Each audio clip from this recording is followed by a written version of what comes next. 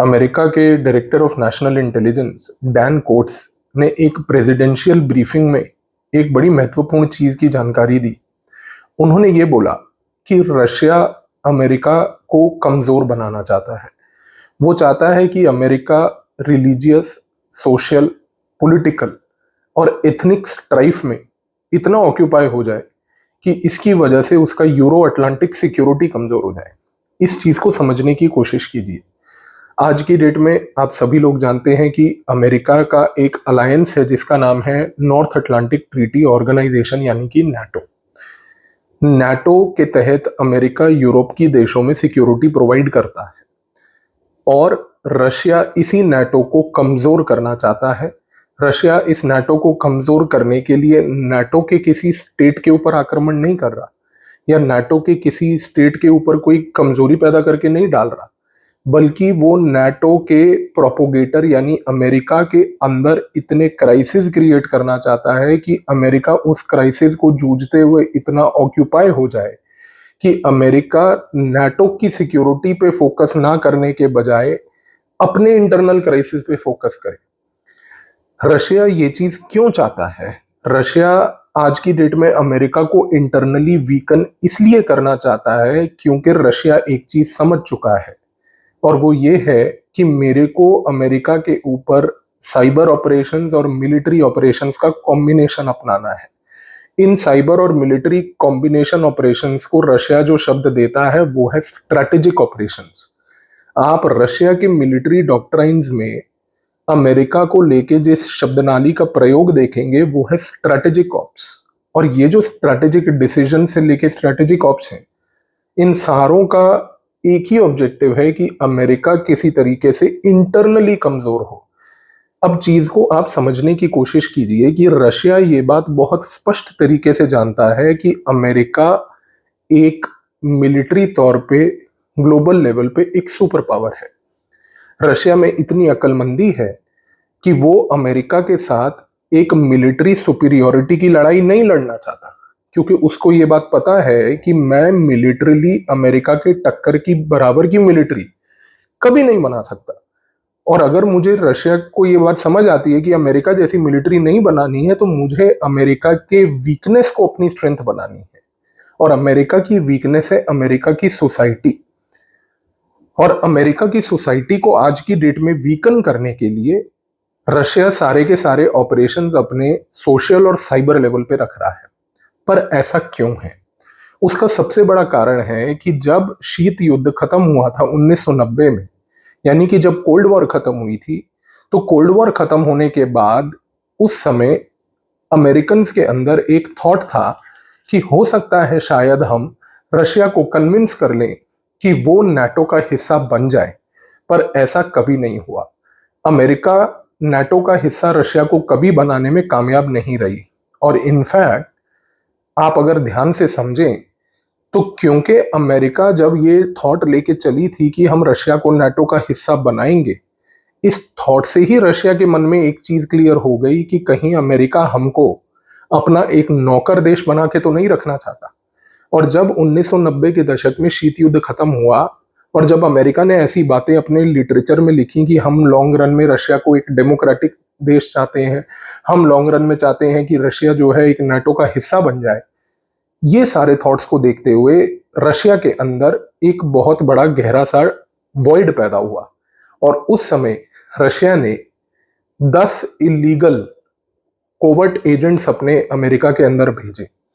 ये deep cover agents थे।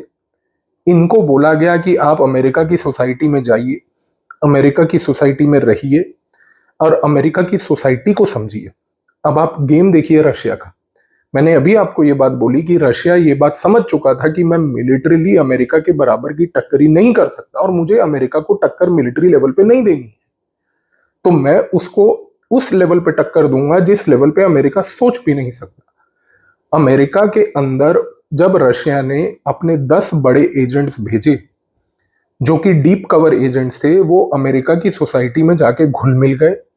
America की सोसाइटी में घुलने मिलने के बाद उन्होंने अमेरिका की सोसाइटी के अंदर अपनी पूरी प्रेजेंस इस्टेब्लिश करी, वहां पर पॉलिसी मेकर्स के साथ रिश्ते इस्टेब्लिश करे, लोगों की भेदभाव को समझा, लोगों की डेली एक्टिविटीज को समझा और लोगों की सोच को समझा। और ये सारी चीजें समझने के बाद डे बाय डे लेवल पे इंटेलिजेंस रशिया के साथ शेयर की गई। इसके बाद रशिया को ये चीज समझ आ गई कि अमेरिका दो चीजें कर रहा है। पहली, शीत युद्ध खत्म होने के बाद जब से टेक्नोलॉजी का इनोवेशन आया और जब से टेक्निकल लेवल पे पूरे वर्ल्ड को टेक्नोलॉजी के साथ जोड़ा गया, तो रशिया ने समझा कि मुझे मिलिट्री लेवल पे नहीं बल्कि अमेरिका को इस टेक्नोलॉजी लेवल पे हराना है। अब दूसरी चीज समझिए, रशिया ने यह भी बोला कि टेक्नोलॉजी लेवल पे हराने का मतलब ये नहीं है कि मुझे अमेरिका के बराबर की टेक्नोलॉजी बनानी है। यदि अमेरिका अगर मान लीजिए इंफॉर्मेशन टेक्नोलॉजी में सोशल मीडिया क्रिएट कर रहा है और सोशल मीडिया क्रिएट करके उसको वर्ल्ड में प्रचार कर रहा है, तो मुझे सोशल मीडिया नहीं बनाना, पर मुझे अमेरिका के बनाए हुए सोशल मीडिया को, अमेरिका के सिटीजन्स जो डेली बेसिस पे सोशल मीडिया पे आ रहे हैं, इन्हीं सिटीजन्स को उसी सोशल मीडिया से तोड़ना है। और ये चीज की इंफॉर्मेशन रशिया के वो 10 डीप कवर एजेंट्स उन्होंने लाके दी।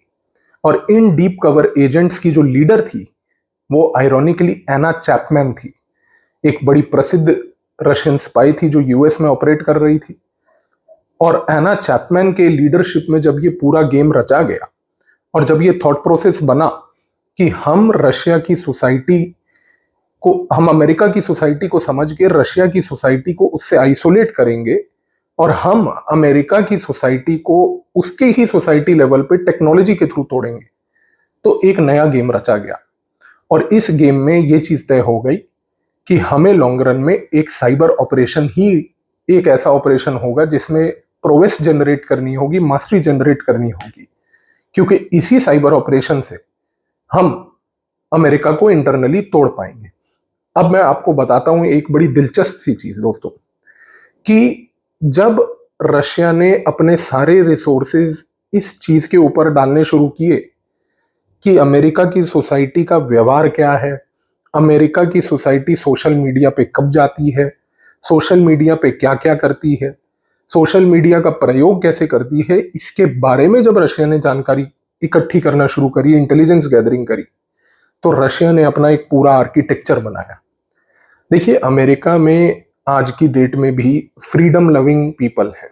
अमेरिका में लोग जो हैं वो सोशल मीडिया को अपने लाइफ का एक एक्सटेंशन मानते हैं। वो कहते हैं कि भाई अगर हम सोशल मीडिया पे नहीं हैं तो हम कहीं के नहीं हैं। अमेरिकन लोगों की सोच कुछ ऐसी है। इस सोच में कोई गलती नहीं है, लेकिन इस सोच में एक प्रॉब्लम ये है कि अगर आप सोशल मीडिया पे हैं तो आप उसी सोशल मीडिया पे एक दूसरे एडवर्सरी देश यानी कि रशिया जो आपको तोड़ना चाहता है, आप उसके लिए वल्नरेबल हैं। अब दोस्तों हुआ क्या, 9/11 जब वर्ल्ड ट्रेड सेंटर का अटैक हुआ था और उस समय सिटीजन्स के अंदर अफड़ा तफड़ी मच गई थी और सिटीजन्स को उसके बाद समझ नहीं आया था हमने रिस्पॉन्ड कैसे करना है, तो ये 9/11 के एपिसोड के बाद अमेरिका की सरकार ने एक बड़ी इंपॉर्टेंट चीज बनाई थी। उन्होंने एक integrated public alert and warning system बनाया था। ये integrated public alert and warning system जो है, इसको मैनेज करती है federal emergency management system. America की जो फेडरल आज की डेट में इमरजेंसी मैनेजमेंट सिस्टम है, वो मैनेज करती है integrated public alert and warning system को। अब इस integrated public alert and warning system का काम क्या है? इसका काम ये है कि अगर कभी अमेरिका में फ्यूचर लेवल पे किसी भी प्रकार की कोई आपदा आए, यानी कि किसी प्रकार का कोई टेररिस्ट अटैक या न्यूक्लियर स्ट्राइक होने वाला हो, तो ये integrated public alert and warning system, जिसका पूरा का पूरा कमान यूएस के प्रेसिडेंट के हाथ में है, यूएस के प्रेसिडेंट के ऑथराइजेशन के बाद फेडरल इमरजेंसी मैनेजमेंट सिस्टम के एक अधिकारी को एक पावर दी गई है कि अगर कभी यूएस में कोई आपदा आ जाए, अगर कभी यूएस में कोई टेररिस्ट अटैक या न्यूक्लियर स्ट्राइक हो जाए, तो फेडरल इमरजेंसी मैनेजमेंट सिस्टम जो है, इस integrated public alert and warning system के तहत यूएस के सारे सिटीजन्स को एक प्रेसिडेंशियल अलर्ट मैसेज भेजेगी उनके मोबाइल पे। और इस प्रेसिडेंशियल अलर्ट मैसेज का मतलब होगा कि यूएस सिटीजन्स को इस चीज की जानकारी दे दी जाए इंस्टेंट लेवल पे कि आप अपनी अपनी सुरक्षा करना शुरू कर दीजिए क्योंकि अमेरिका पे कोई अटैक होने जा रहा है। तो ये एक प्रकार का अर्ली वार्निंग सिस्टम है। अब आप देखिए कि जब रशियंस ने इस चीज का एनालिसिस किया कि अमेरिका की पूरी सोसाइटी सोशल मीडिया पे निर्भर है, अमेरिका की पूरी सोसाइटी आज की डेट में टेक्नोलॉजी से इन्फ्यूज्ड है, रशिया ने इसी टेक्नोलॉजी को पकड़ा। रशिया ने इस फेडरल इमरजेंसी मैनेजमेंट सिस्टम के सर्वर और सॉफ्टवेयर को हैक कर लिया और इसके बाद 3 अक्टूबर 2018 को एक बड़ी दिलचस्प चीज हुई। 3 अक्टूबर 2018 को अमेरिका के अंदर हर एक अमेरिकन सिटीजन के मोबाइल में एक मैसेज गया और वो मैसेज लिखा था presidential alert, this is a test message of the national wireless emergency alert system and no response is required. This is a test message. दोस्तों, अमेरिका का राष्ट्रपति अपने ही सिटीजन्स को प्रेसिडेंशियल अलर्ट करके कोई टेस्ट मैसेज नहीं भेजेगा।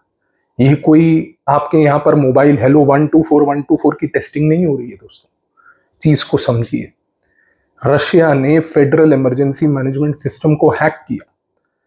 जैसे ही ये प्रेसिडेंशियल अलर्ट मैसेज गया 3 अक्टूबर को 2018 में लोगों के मोबाइल पे, इस मैसेज के बाद हफड़ा थपड़ी मच गई पूरे यूएस के अंदर। यूएस के सरकारी अधिकारियों को भी जब ये मैसेज पहुंचा, क्योंकि वो भी अमेरिका के सिटीजन हैं, और जब सबको ये मैसेज पहुंचा तो एक ऐसी आफत पैदा हो गई कि भैया प्रेसिडेंट ने तो ऐसा कुछ ऑथराइजेशन किया ही नहीं। और उस समय अमेरिका के राष्ट्रपति थे डोनाल्ड ट्रंप। आधे लोग अमेरिका में बटे हुए थे कि ट्रंप बेवकूफ है, आधे लोग कहते थे कि ट्रंप सही है। और जब ट्रंप की तरफ से ऐसा एक तुगलकी मैसेज निकला तो लोगों को लगा कि नहीं नहीं, हो सकता है कि भाई ट्रंप के किसी बेवकूफ हरकत के कारण कोई प्रेसिडेंशियल अलर्ट आया होगा। पर सोच के देखिए दोस्तों, ऐसा मैसेज कोई भी अमेरिका का राष्ट्रपति बिना किसी आपदा के तो ऑथराइज करेगा नहीं। और जब अमेरिका की कंप्यूटर इमरजेंसी रिस्पांस टीम ने इस मैसेज के बारे में पूरा डीप एनालिसिस करके डाइसेक्ट किया तो उनको मालूम चला कि राष्ट्रपति के ऑफिस के तहत तो ये मैसेज कभी गया ही नहीं था। ये मैसेज तो रशियंस के हैकर्स ने भेजा है। और ये रशियन हैकर्स जो थे, ये व्लादिमीर पुतिन के ऑर्डर्स पे काम करते थे। और राष्ट्रपति पुतिन इस कार्य में सक्सेसफुल रहे कि उन्होंने अमेरिका की सोसाइटी को एक केओटिक सिनेरियो में ले आए। इस एक मैसेज से पूरी अमेरिका की सोसाइटी में तहस नहस मच गया। इसके बाद अमेरिका की कंप्यूटर इमरजेंसी रिस्पांस टीम ने पूरा का पूरा इंफॉर्मेशन आर्किटेक्चर का एनालिसिस किया। इन्होंने अपने इंटेलिजेंस एजेंट्स को एक्टिवेट किया रशिया में, और इन्होंने जब अपने इंटेलिजेंस एजेंट्स को एक्टिवेट किया तो उनको एक डॉक्यूमेंट हाथ लगा, रशियन मिलिट्री का एक डॉक्यूमेंट। क्योंकि रशिया की जो मिनिस्ट्री ऑफ डिफेंस है उसका एक ऑफिशियल जर्नल है, और उस ऑफिशियल जर्नल का नाम है मिलिट्री थॉट।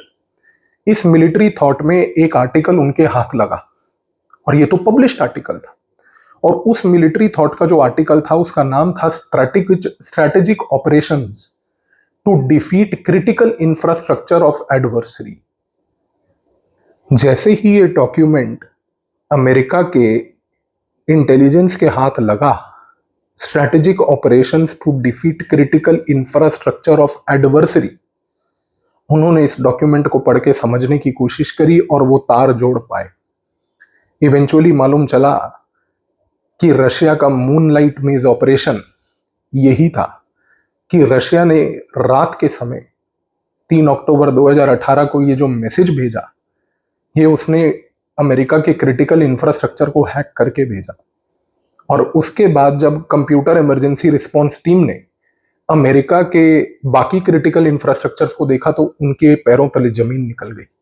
उनको मालूम चला कि भाई रशिया ने तो हमारे यहाँ का पूरा न्यूक्लियर फैसिलिटीज को, इलेक्ट्रिकल ग्रिड्स को, साथ ही में हमारे अमेरिकन मिसाइल सिस्टम्स में, जिसमें सबसे महत्वपूर्ण अमेरिका का पेट्रियट मिसाइल, इसके सॉफ्टवेयर को तक हाईजैक करके एक तरीके से हैक कर रखा है।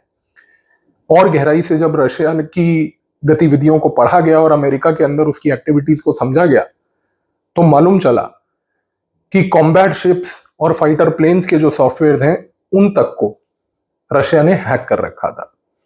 तो रशिया का ये मूनलाइट ऑपरेशन 3 अक्टूबर 2018 को उस रात ये प्रेसिडेंशियल अलर्ट का मैसेज भेजना, इसके बाद अमेरिका को पता चल गया कि फ्यूचर वॉर रशिया के साथ एक नॉन काइनेटिक वॉर है।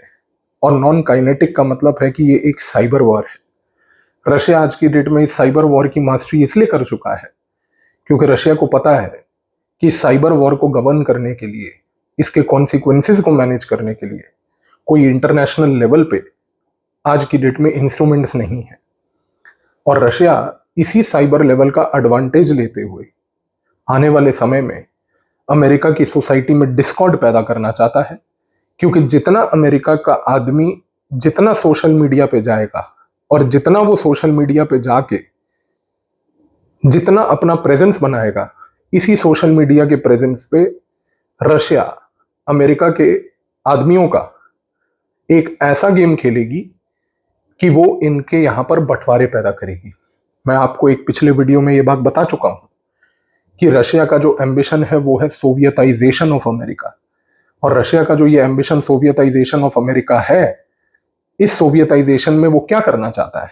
वो सिर्फ एक ही चीज करना चाहता है दोस्तों, कि अमेरिका की जनता जो सोशल मीडिया पे है वो इतनी टोटलिटेरियन हो जाए, एकदम हेट्रेड पैदा करने वाली हो जाए कि वो सिर्फ और सिर्फ सोशल मीडिया पे अपने ओपिनियन को प्राइमेसी दे और दूसरे के ओपिनियन को नीचे करे। इस प्रकार की गतिविधि से अमेरिका की सोसाइटी में डिवाइड और डिस्कॉर्ड पैदा होगा। और ये डिवाइड और डिस्कॉर्ड आज की डेट में रशिया अमेरिका में क्रिएट करना चाहता है। तो आई होप आप समझ रहे हैं कि रशिया और यूएस एक दूसरे को देखते कैसे हैं। अमेरिका अगर अपने आप को विश्व का सुपर पावर मान रहा है तो रशिया उसी सुपर पावर स्टेटस को अमेरिका को घर में उसके घुस के तोड़ने की कोशिश कर रहा है। आने वाले वीडियोस में इसी चीज के बारे में और भी इलेबोरेशन और रशिया के ऑपरेशंस हम इस सीरीज में एक्सप्लेन करेंगे। धन्यवाद।